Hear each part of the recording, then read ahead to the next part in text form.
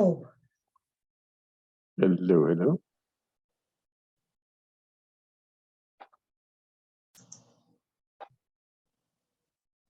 I have to remember to put us on speaker view. We were on gallery view again last time.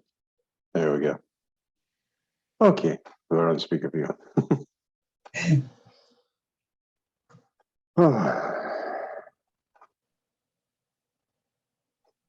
hot out there today. It is very hot outside. Yes, indeed. Yes, indeed. Only in the 80s, but it's like a sticky, icky heat. So, It feels hot. You know, I mean, everything about it. there he goes. Oh, Inchegiri.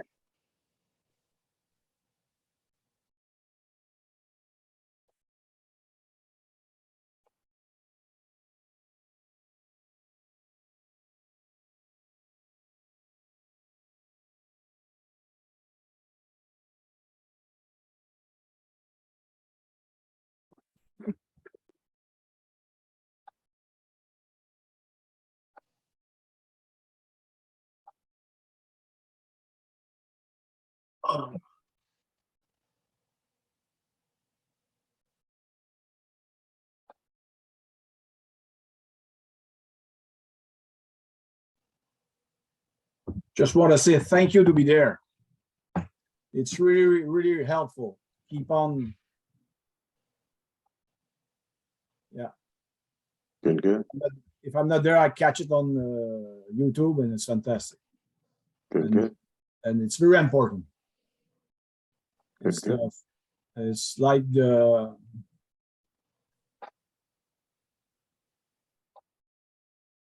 Okay, I have to take care of what I say. It's okay. Right now, it's very, very, very important. It's on top of everything. Good, good. I feel something I never had before inside. Good, good. Just connect with who I truly am. Discover that step by step, and there's nothing can compare. There's no words to explain it properly, but I just want to express that. Absolutely.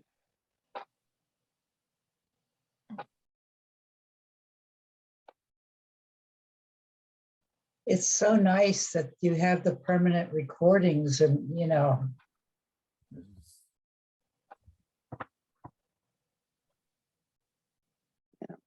Good. That's the wonderful part of where we are in the technology.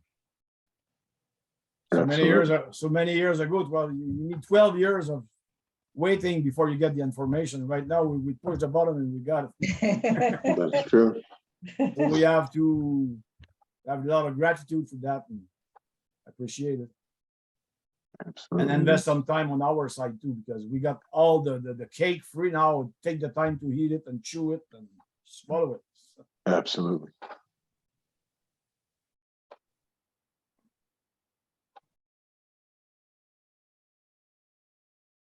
And the outside world running so crazy right now, it's good to have the capacity to just watch it and say that's another thing. It's okay.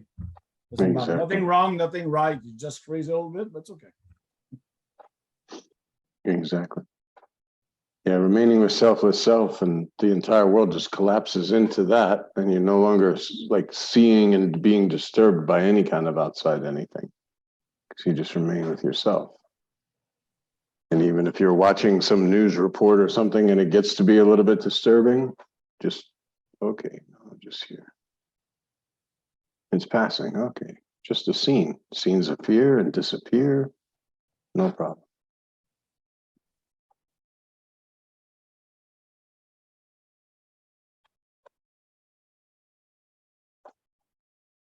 Yeah, I need to hear that because I still get drawn in.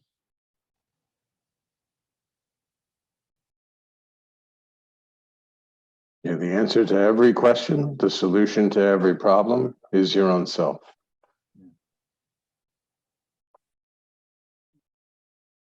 You just,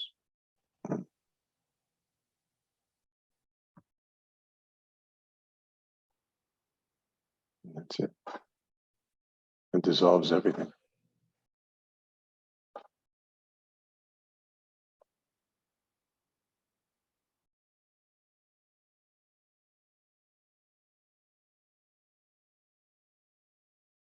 It's so simple, and yet, you know, my mind just keeps running out there.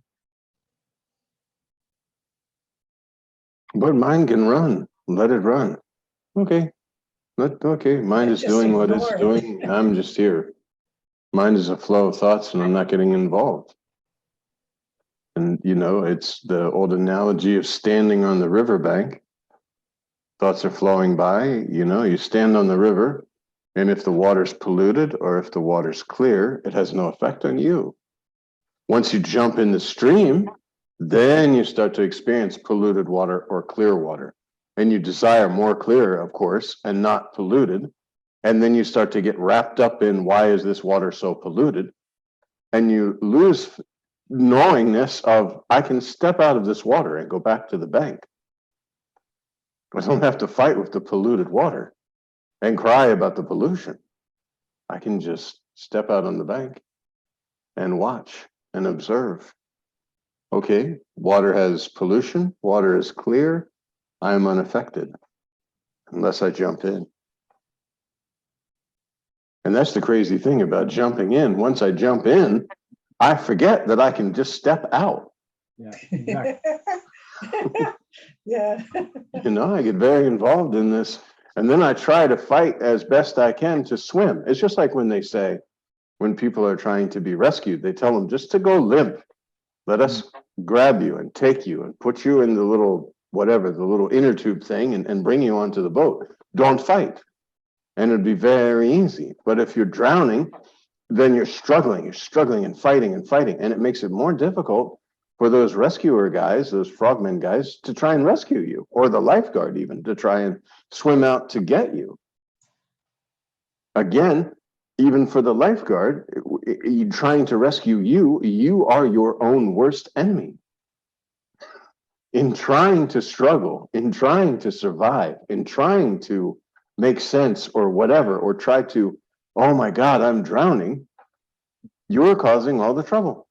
If you just say, okay, there's lifeguards coming, and I'm just going to lay back. I don't need to fight because he's very close. I'm safe. Because I have to basically understand that I'm not this separate autonomous thing, that everything is flowing. And in this manifestation, this lifeguard is flowing along. He's doing his thing in the moment, and I just need to do my thing in the moment, which is relax. And then the energy to get me and bring me aboard the boat is all the process. But if I try to separate myself and I say, I am drowning, help me, that's where the problem is.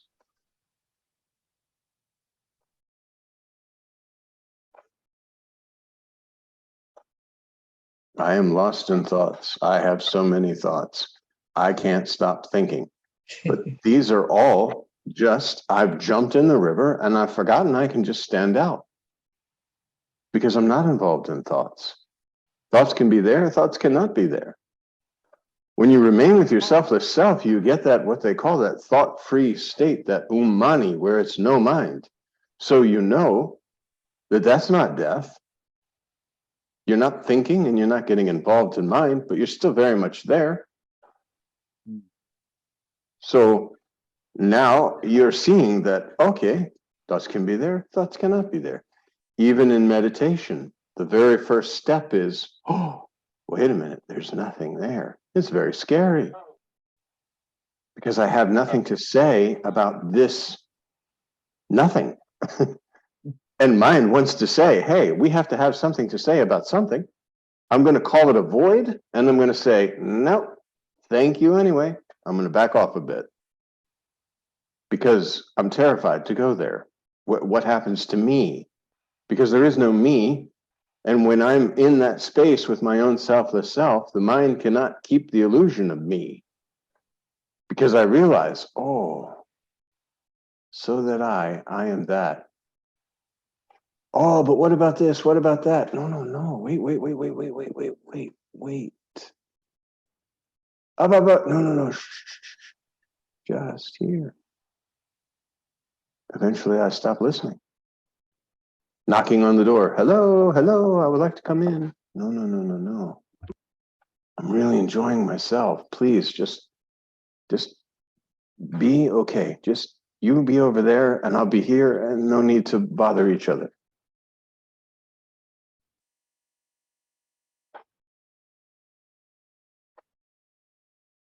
Feelings come in and suddenly mind wants to jump up and label the feelings or label an experience or say, this is why we're feeling this feeling. No, this is a 5 elemental body. Feelings will come and go. As Maharaj say, remain with the feeler. The feeler is the one who says, oh, there's a feeling. But the capability of saying there's a feeling is because there's someone there or something. I won't say someone, but something. that. Yeah.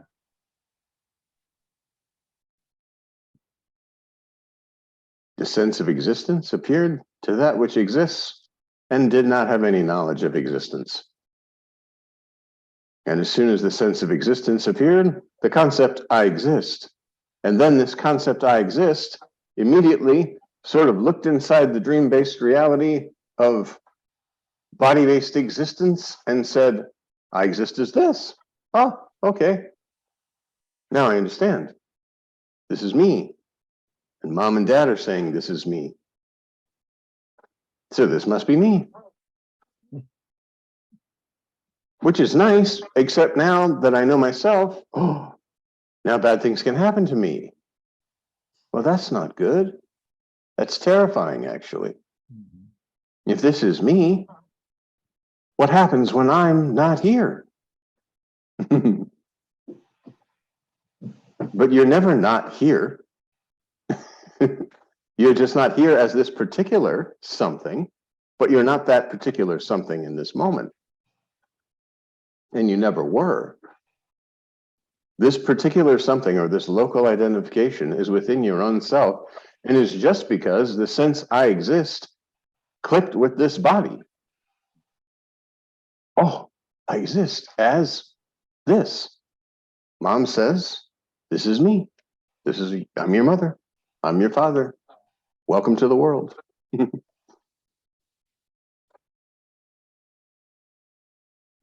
crawling around on the floor and exploring, and suddenly, oh my gosh, pain. What's that? I don't want that to happen again. Then we start running away from pain and seeking pleasure. And this egoistic sense of self is developed because not only is there a me, but me can do things, and me doesn't want pain and would really like pleasure. I'd like to repeat the pleasurable things and remove the pain, but definitely not repeat those painful things. And therefore, the sense of doership is heavily impressed as I am doing these things in this body. But what's the reality?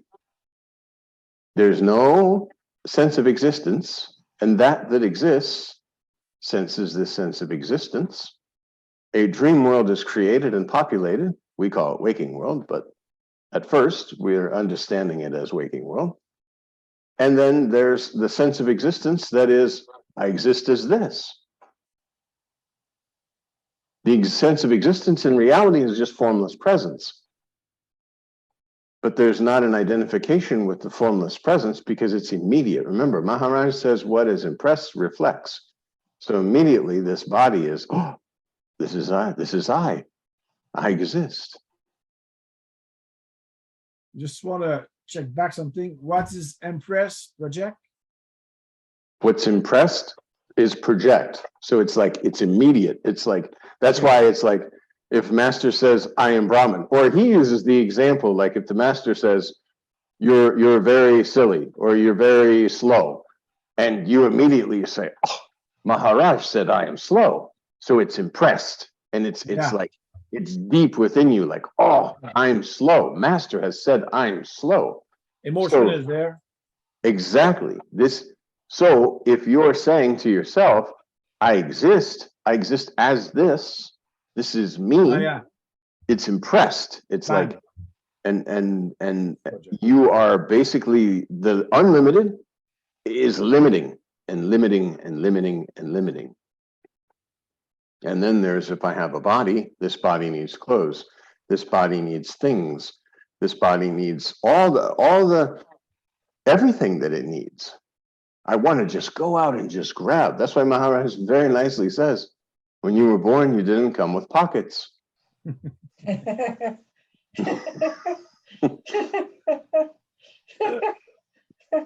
This body doesn't have pockets. And yet, when I'm sitting there saying, I must have all these things, and I truly then believe this. And what's worse is, if I don't have these things, I become depressed. I become sad. I don't have these things. I should have these things. But you are not a thing. And when you know yourself in a real sense, there's really no pull of things. Even the thoughts, which are technically things because they're objects within your own self that can be thought into existence within the dream-based kind of existence, the body-based illusory existence. Thought comes, I'm thinking this thought, and we all know you can get lost in the thought because, see, you, the selfless self, are projecting the entire world. So what makes you think you can't, with one thought, project an entire world around this thought, this concept then that builds?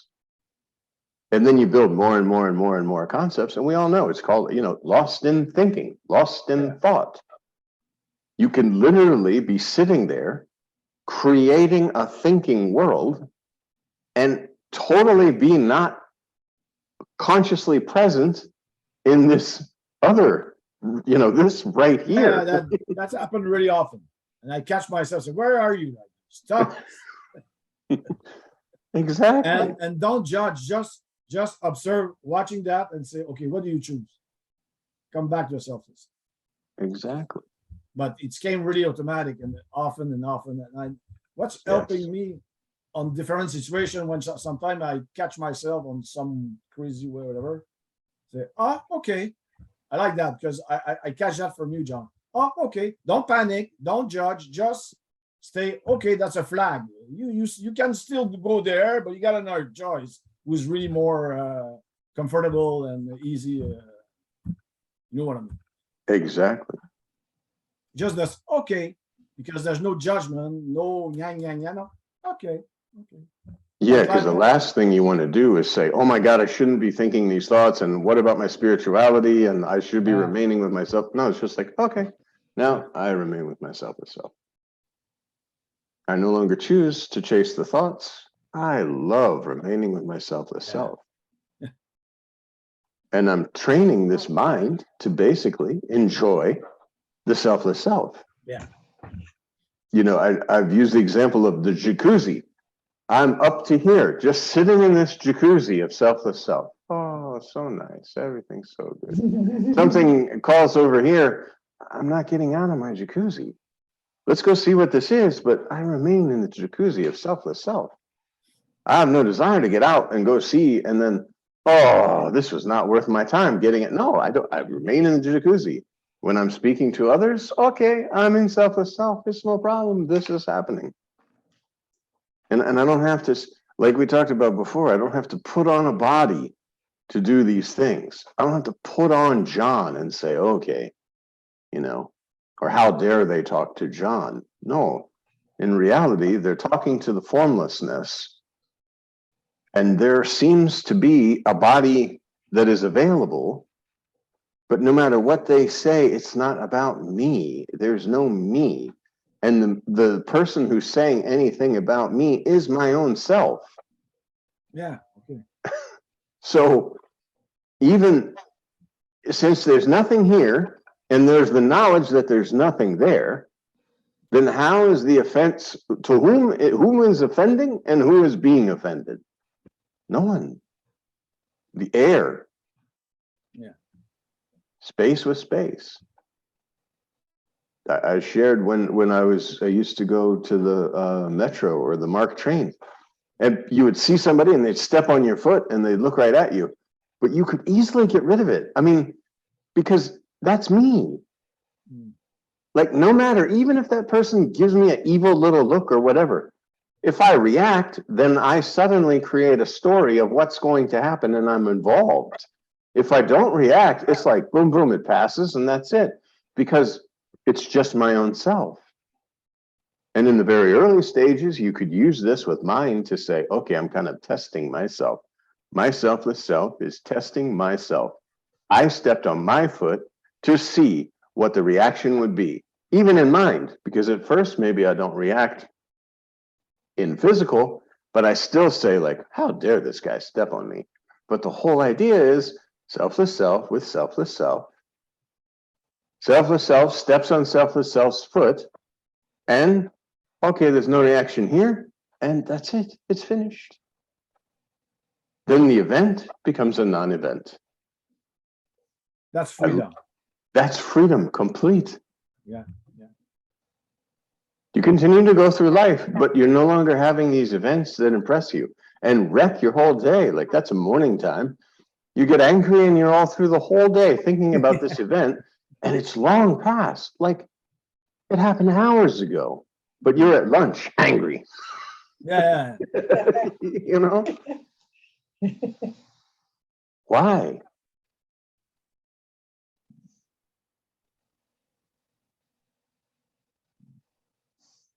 When you begin to see the entire world as a reflection on your spontaneous presence, you know that it's just scenes appearing and disappearing, and that no scene needs to carry its own self along the way.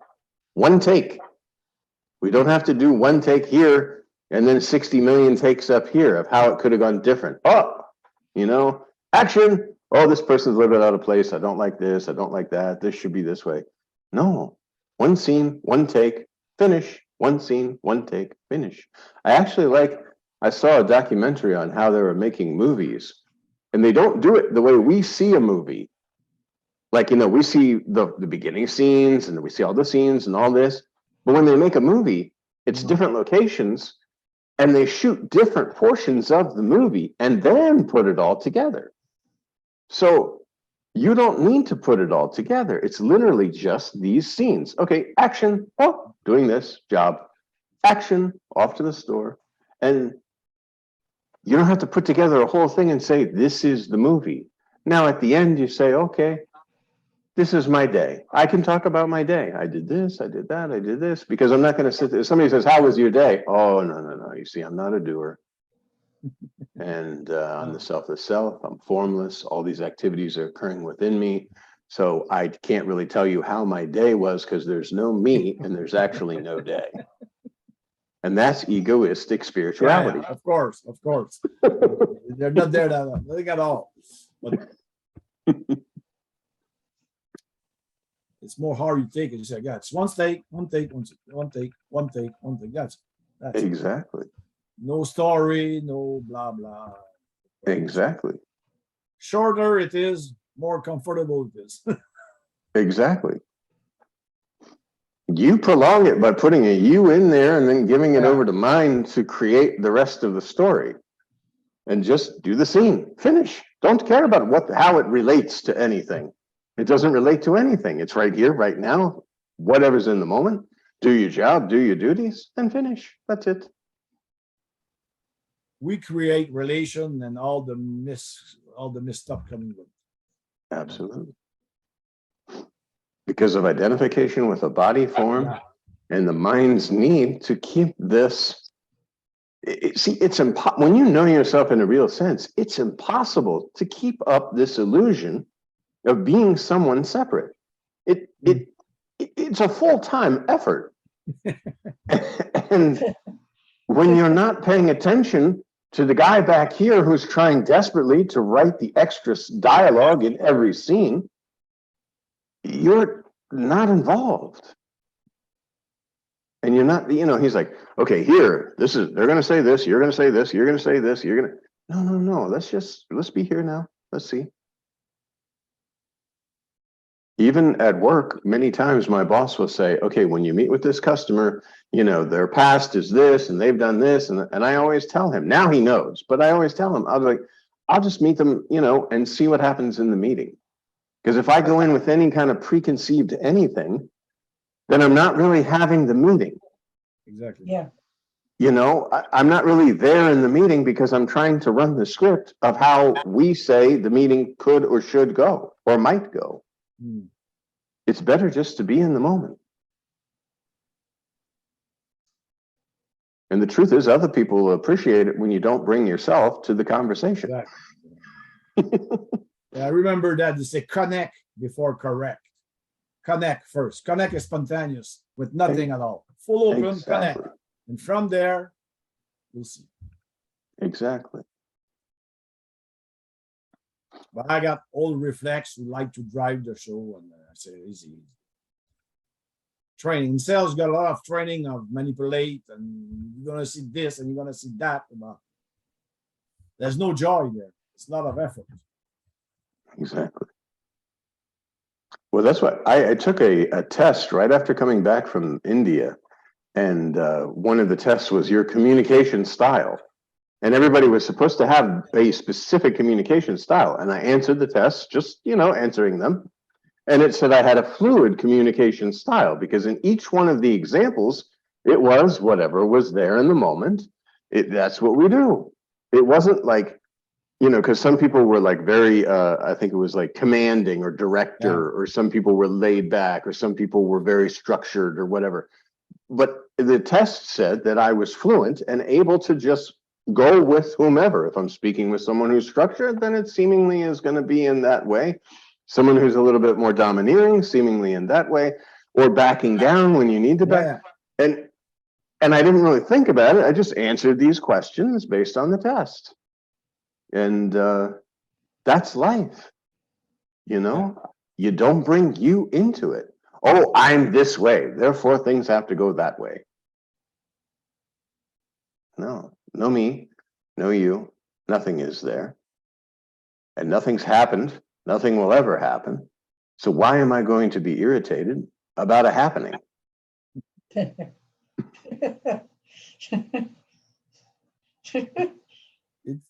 took a long time, and I still digest that nothing happened.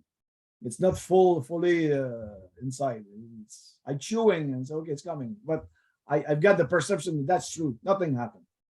But there's some past coming now. Thing happened. I said, no, don't chat with that. Well, things are happening within the body-based illusion that are appearing in your presence. And you are observing things happening, but nothing is happening to you. And therefore, nothing is actually happening. Thank you. You are formless presence. And when you really remain with yourself as self, you can look out the window or look out anywhere and know, like, how can this relate to, how can the space in the room relate to the trees or relate to the people or the houses? How could, like, if there's a house on fire, God forbid, how does it affect the space? If they build new houses, even if they build a lot of houses and they tear down all the trees, how does it affect the space? So when you know yourself in a real sense, just I, formless presence, the appearances are in the body-based illusion, but I am not body. And therefore, nothing is happening. Nothing can happen.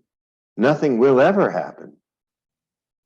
Even this body falling will not affect the selfless self that I am at all. And from the body-based illusory perspective, you could go and say, oh, we're at John's funeral, we're putting John in the ground, we've seen this.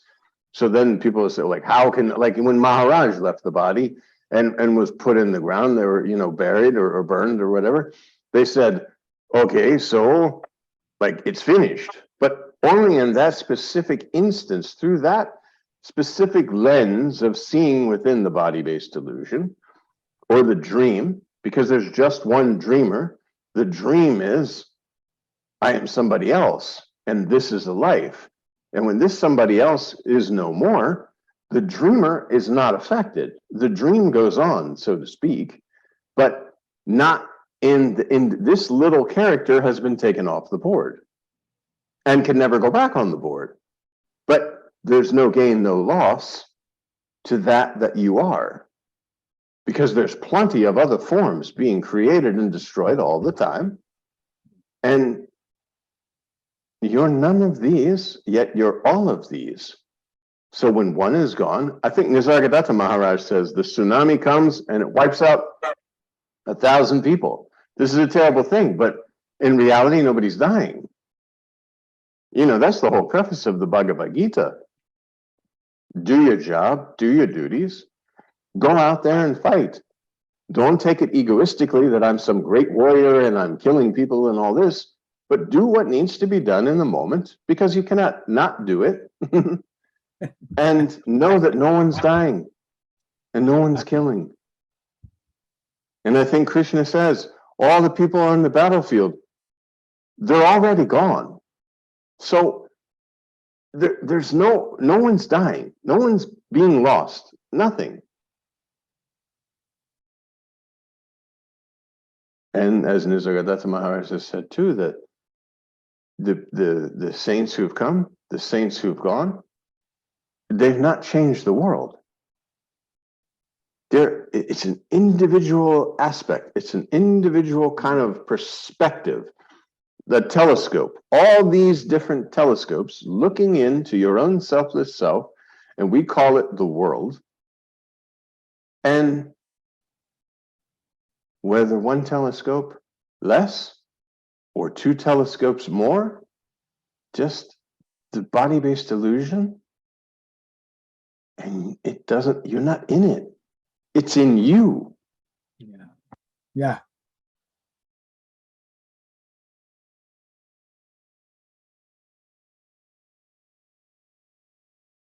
That's the conviction have to come. This Yes. is me. This is me. That all the rest. And that's going gradually. Like remove all the layer and gradually this conviction is coming out.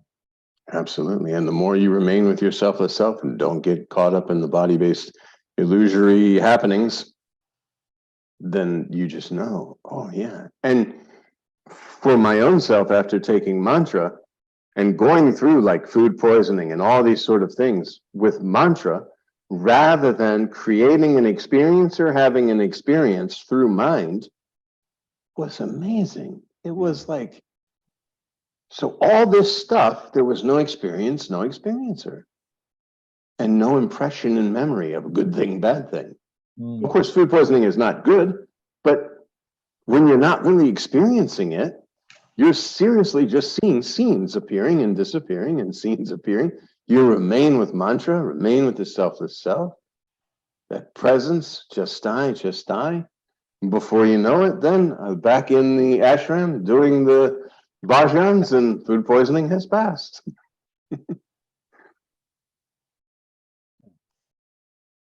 And that's, even that is just like Maharaj says, pick up the water, drink, put it down. Oh, food poisoning, so terribly sick, going to the hospital, pick up the water, drink, put it down, back in the ashram with the symbols, doing bhajan.